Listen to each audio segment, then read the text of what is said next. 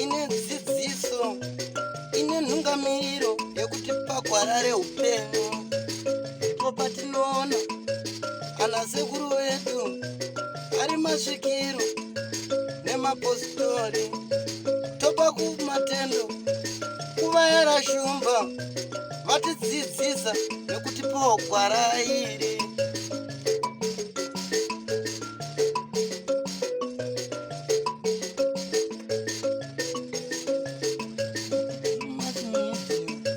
Ndiyo ine dzidziso, ndiyo inotipa isu gwara reupenyu, ndipo patinowana vanasekuru nemapositori vachitipa gwara reupenyu, togopawo matendo kuvayera shumba vakatidzidzisa nezambuko racho.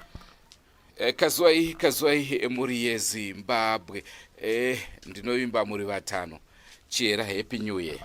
Ngiyabonga, happy new year lawe umnyaka omutsha shumu. Uyishara kutichengeta. Ya siyabonga kakhulu uNkulunkulu. Wezve ndoda kuti wo zvakare wo come back. Hayi sesiphendukile njalo. Tisingaperi chinoshura zvona. Taitaura kuti uchingoti chikoro mabhuku ari kurwadza zvinosvikira kupera chete. Kuyapela akula nto engapheli ongapheliwe kuyahlola. Yes. Tisingaperi chinoshura. Muri yeZimbabwe ndofunga munotondera zvikuru tichikuunzirai nhau yevana vari kurumwa. Vamwe vanenge vasingaone asiwo vana vanenge vachiona. Muchinzwa mama vachikumbira rubatsiro. Ndo nhau yatauya yatafambira zvakare zuva ranhasi. Muri yeZimbabwe ngiyalibingelela semphendukele njalo ibizo lami ngiChiyera. Ngiyethemba ukuthi ngesikhathini esidlulileyo like labona phela ivideo lapha umama kade ecela khona ukuthi hayi kulabantu abamabalunywayo ngumuntu abangamboniyo but udinga uncedo lokuthi banjani bekwanisa ukuthi bayelatshwe bekwanisa ukuthi maybe ixotshe imimoya yona le engabonakaliyo ebonwa ngabantwana kuphela, so yikho esikuphendukeleyo namhlanje. Kana Chiyera muchinge muripo inanditaure zita rangu kandomira kuti mutange maritaura. Okay, ngihamba lo shumba. Andrew Neshamba ndiro zita rangu. Senguva dzese muri yeZimbabwe tinokurudzirai kusubscribe kuDrewmas Media. Drewmas Media taking you to another level. Chakunyanya kurwadza panguva ino muri yeZimbabwe ndechekuti vana ava vanoenda kuchikoro uyezve zvikoro zvacho zvakuvhurwa. Now ipapo regai tichatonzwa namama wacho kuti vana vachaendere kuchikoro zvino zvakamira mamira zvakaita. Muri yeZimbabwe into sezwisa ubuhlungu lesi sikhathi ukuthi sesibala amalanga nje ukuthi izikolo zivulwe, kodwa kubuhlungu kakhulu ukuthi umntwana nxa umbona esendlini ethwala nzima umama uthi emkwanisa ukuthi emncede ukuthi uzahamba. Sifuna ukuzwa kumama uthi hayi bazahamba yini abantwana esikolo kumbe bazamelela ukuthi beqale bencediswe o beqale belatshwe. Mvura yakunaya zvakare. Saka ipapo tingati muri yeZimbabwe idambudziko rakatarisana nemhuri. Zvinoda kuti mhuri iyi inge ichibatsirwa. Asi sekuimbisa kwatakaita mhuri kuti aiwa tichaona kuti toita sei. Ndingangoda kukupai mhinduro yekuti Prophet Jose vakatanga kunge vachibatsirana nemhuri iyoyi. Muri yeZimbabwe thina njengeDrewmas Media lakwazi ukuthi asiphomi kuphumisa abantu nje ukuthi litshone lithola izitori nje zokuthi lichazeke o litshone selisiza ubuhlungu, but siyabe sifuna ukuthi ekucineni sikwanisa ukuthi sithole umuntu ozakwanisa ukuthi ebancedise. So sathola ukuthi uProphet Jose uzakwanisa ukuthi ebancedise. Regai tikupe chirongwa chanhasi chezuva ranhasi tinzwe mama vachitaura kuti zvakamira sei kubva zvatabva pano kusvika zuva ranhasi zviri sei. Muri yeZimbabwe lesi sikhathi sesinika phela okwanamhlanje esiliphathele khona ukuthi sizwe ukuthi umama kwasala uhamba njani thina size sisuke kuze kufike namhlanje. Ndiwo akatipa vabatsiri ava vatipa vabatsiri tigove nedzidziso.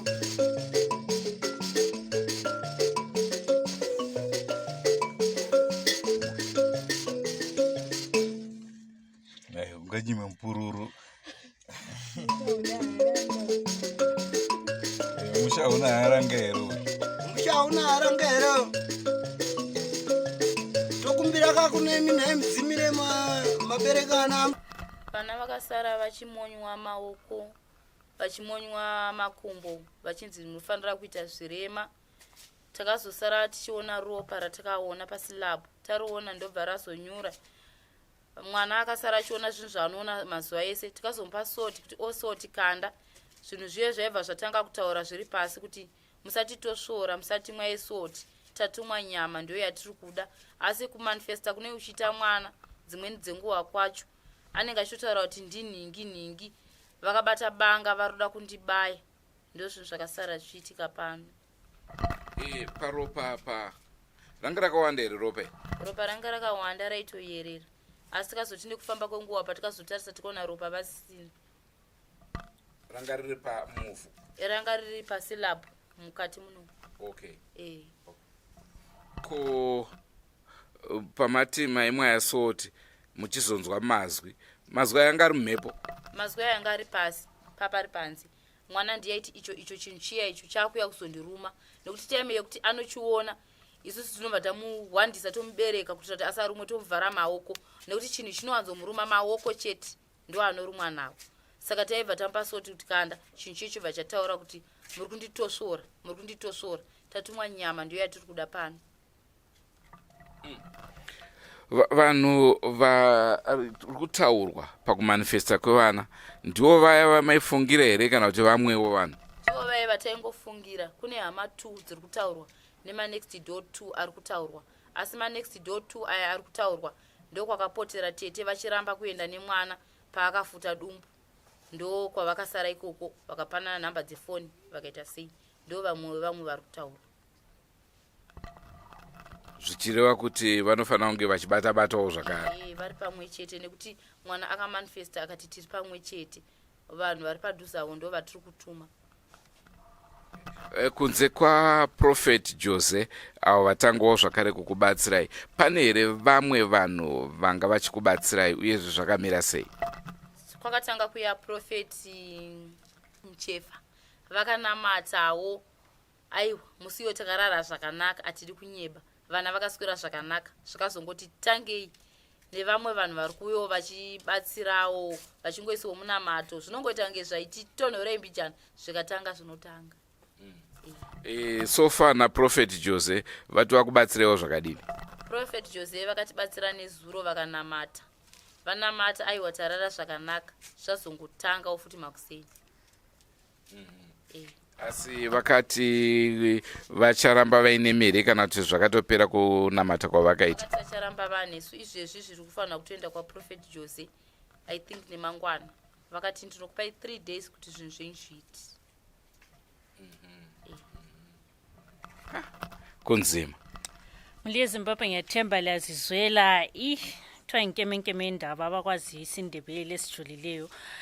Njengoba kokuqaleni ngiyathemba labona lapha uNeshamba ebuyile wazonjani wazozama ukuthi ekhulume lemuli lebe esifonela ukuthi hayi kulento njani ezenzakalayo ngemva kokuthi njenge-Drewmas Media sisukileyo.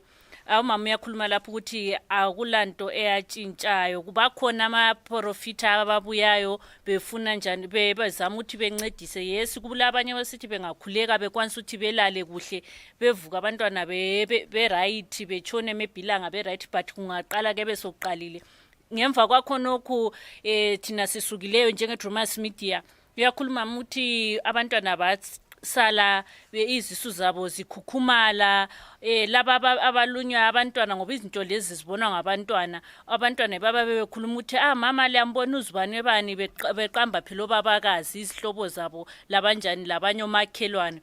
So lapha nxa kumanifesta ke bekhuluma ukuthi hayi mina ngingubabakazi ngincedisana lo makhelwane nguye simthumayo. So muli eZimbabwe yinto abahlangana layo, bathi lapha nxa sebejala ukuthi bengabona ukuthi umntwana sesithi mama nanku ngiyakubona bemnika isawudo, uthi ngelinye ilanga bathe bemnika isawudo bezama ukuthi bechela isawudo lelana phansi, bechele phansi lapho umntwana ayekhombela khona ukuthi bayizwa kukhuluma nje from nowhere ukuthi ngicela lingangitheli isawudo ngithunya inyama liyangiphandla. So muli eZimbabwe hayi kunzima kakhulu, njalo uthi kwelinye ilanga wathezwa watshela lapha kule slab abahlala khona ukuthi wabona kule gazi elaligeleza uthi wayengakwazi ukuthi livela ngapho athi ebiza abantu nje ngemva kwesikhathi wabona igazi lelana selinjani seliphelile ukuthi kumbe latshona kumbe laya ngaphi yena uthi akwazi ukuthi kwahamba njani. So mule Zimbabwe ngiyethemba ukuthi lesi sikhathi basabahambisa kuProphet Jose ukuthi Prophet Jose namba abantu siyakwazi ukuthi labanceda kakhulu lake lanceda abanye bathi hayi bahambile uProphet Jose ubakhulekele balala kahle sibili but ekuseni namhla bakuvukile ngani sokuphendukile kuyizinto kwangikhona but uProphet Jose uthi hayi ngizabalani into lezi zize ziphele. So mule Zimbabwe ngiyethemba lapha elikhona lizabakhulekela lana ukuthi uNkulunkulu ngane ngangenela phakathi kwesi phakathi kobunzima abahlangana lapho njengemuli. Tisati taoneka mama ameno pane nhau yamataura yevana kuti makumbo maoko ari kutena ari kunyazotena sei? Makumbo avanototena chiziso ichi chinotobva paposition chichitoenda kusaidi. Gumbo remwana richitotena kunge mwana akazvarwa akatore mari zvinenge zvisina kutombomira mushe. Ukabata gumbo remwana unenge uchitonzwa kuti bhonzo rinenge richitosheka achitotaura kuti mama mutone nyoka yapinda mugumbo mangu iri kutondiruma. Mwana anenge achitochema. Saka nhasi tasvika toona mwana vasipo vaendepi? Vamwe vana izvezvi havapo vatiziswa kwavaenda nekuti vanga vachitongozviitawo. Pane kwavaenda I think vakudzokawo. Saka kana vasiri panapa zvinhu zvese bo zvinhu zvese zvisiri bo nekuti kwavatoenda ikoko vazvishamisi hazvitori pano zvinototera ikoko kwavanenge vaenda but dzedzingori shungo dzababa dzekuti rege ndimbotizisa vana pamo. pakaipa naye kunzima mule Zimbabwe umama yakhuluma lapho uthi hayi sithe sifika kulabanye abantwana abangekhoyo sithi sibuza lapho uthi hayi abantwana ubaba uthe mani ngike ngiphume emzini wami ngeke ngisuke emzini wami ngiye kwenye indawo maybe ngahamba khona ngale izinto lezi ngeke zinjani ngeke zi-affect abantwana but khanye ngani kuyalandela khona ngale kuyafika kuba affecta but uthi njani ubaba uzaphenduka njalo njengoba befanele bencediswe nguProphet Jose. Tinovimba Prophet Jose vachakwanisa kunge vachita basa semaitiro vakamboita basa rakawanda ratakavapa vaimbokwanisa kunge vachibudirira. Tinovimba pabasa irori zvakare vanenge vachibudirira. Muli Zimbabwe silethemba kakhulu ukuthi uProphet Jose uzakwanisa ukuthi encedise imuli le njengoba sencedise abantu abaningi ende siyathemba ukuthi izayincedisa udubo lolu luphelele athi kwelingilanga siphenduke njalo sithi hayi abantwana sebelala kuhle sebehlala kuhle abazali abasahlali phela belemcabango eminingi bele stress. Zvikoro zvakuvhurwa handifunga kuti vana vanoenda kuchikoro nekuti akutotya kuti vana pavanoenda kuchikoro vanogona kunokoka makumbo kuchikoro kunoremadzwa zvaroda kuitwa kana kuti vanogona kutonorohwa nezvinhu kuchikoro. Hapana anozokwanisa iyopo yekuti vanovakwiza so kuti zvatinoita kana kuti vanovaswatanudza vana handisi kufungidza kuti vanoenda kuchikoro izvezvi. Because panoda attention kwavari nguva dzese nai. Chokwadi. Mure Zimbabwe ndicho chirongwa chatanga tiinacho zuva ranhasi zvinosuwisa zvinonzwisa tsitsi naichera zvingaitere izvo zvokuti zvaitika kare munguva yemubhaibheri yekuti gwenzi raitaura. Apa munhu uchinzwa munhu ari kutaura uri kutitosvora munhu wacho hausi kumuona. Zvinotyisa izvi. Zvinotyisa at least kubhaibheri zvazvichitaura zvinhu zvisina kukuwadza vanhu mukati. So muli Zimbabwe kunzima kakhulu lizwela umama lapha ekhuluma ukuthi inhlupho abahlangana lazo ukuthi yabo abantwana babakubona cause okubuhlungu kakhulu ukuthi abantwana bebebona into zona lezi ziyenzakala bebebona ukuthi mama nangu nazibani lo makhelwane yikho kuzwisa ubuhlungu khonokho lokuthi abantwana belunywe. Akulanto ebuhlungu njengomzali ukuthi ukwanise kungavikela umntwana wakho at least ngabe ngabazali babe bekwazi ukuthi siyakwanisa ukuthi maybe siqambele abantwana ukuthi bengabi le stress but ku stress more nxa abazali abantwana kuyibo abakhangelane lo dube olohlupho lolabalalo. Zvisinei mhuri yeZimbabwe hongu zvinonzwisa tsitsi tinovimba vachabatsirikana tombopa mukana kuna Prophet Jose kuti vange vachibatsira mhuri iyoyi kana zvazorambawo tinenge tichingomhanya nemhuri tiri pamwe chete. Vanhu vazhinjika ndopa ndinoona zvinoita kuti vazhinji vasade kubatsira. Munoona ka zvinoitwa kana naProphet Jose kudai so ndo zvatinoti ndo zvivindi kuti vanoti ndazvipira ndimbozama. vakakundikana inenge yadenwa Zimbabwe. Amene kuti chii unonzwa vanhu vakuti agone azive azodaiso ko ndizvo here nai muri Zimbabwe handiti chiripo kuti agamina afamba zvenzana tigere atoedza ka ari nani pane vaya vanongotaura vachingokuma vachingowata vari mudzimba dzavo. So muri Zimbabwe lapho okutsho ngu-Andrew lapha yikuthi muri Zimbabwe uProfet Jose enindaba eziningi ujala ukuthi hayi manini ngizame nginikani lani nikani isikhathi ngike ngizame lami ukuthi ngikwanisa ukuthi ngincedise akwanise khona yabe kwanisile muri Zimbabwe ayehluleke khona bakithi asonkulunkulu ngumuntu la wathunywayo uNkulunkulu ukuthi buye uzonjani uzonceda abantu so singamsolini lapha angakwanisi khona lingakhohlwa phela ukuthi kule ndawo ayabe kwanise khona so lapha uthi hayi njengemuli le ihlupheka manini nginjani manini ngizame ukuthi ngibancedise ngizame ukuthi ngibancedise isifiso kakhulu ngoba yabancedisa mahara futhi so muri Zimbabwe asifuni ukuthi ekucineni nxa engasakwanisanga bese sisolana ukuthi kakwanisa hayi ulesifiso sokuthi la imuli le ihlale ilokuthula njengomuntu umuntu. Ipapo chishuwo chakasimba chekuti vanenge vachiti aiwa daenda batsirawo muri yagarawo zvakanaka. Naizvozvo tinovimba tine vimbo yekuti zvichafambirawo muri ino zvakanaka uyezve tinovimba kuti Prophet Jose vachange vachikunda. Zvazoramba tinoramba tichingoedza ka nekuti Zimbabwe yakakura haingobatsirwa nemunhu 1 or 2. So muri Zimbabwe hayi Prophet Jose simnikhathesi simnika isikhathi sokuthi ekwanisa ukuthi encedise nje silethemba lokuthi uzancedisa kungayehlula sizadinga omunye umuntu ozanjani ozazama ukuthi bebancedise siphiphele ekucineni sifuna ukuthi imuli isale ithokoza isale incedisiwe. Chera kana vazotadza vese kune gombwe ndini ndichapindira handidi kunzwa comment yenyu. Senguva dzese muri Zimbabwe tinokurudzira kusubscribe kuDrewmas Media. Drewmas Media taking you to another level.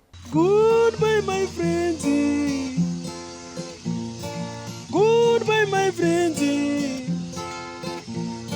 wakamboonana tichazoonana nerimwe zuva hama dzangu. Goodbye my friends,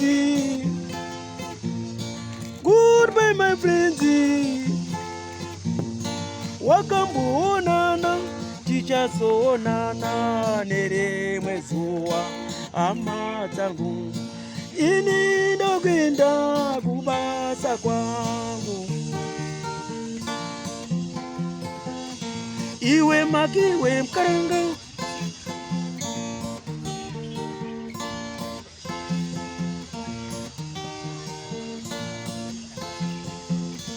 Iwe makiwe mkaranga, iwe makiwe mkaranga.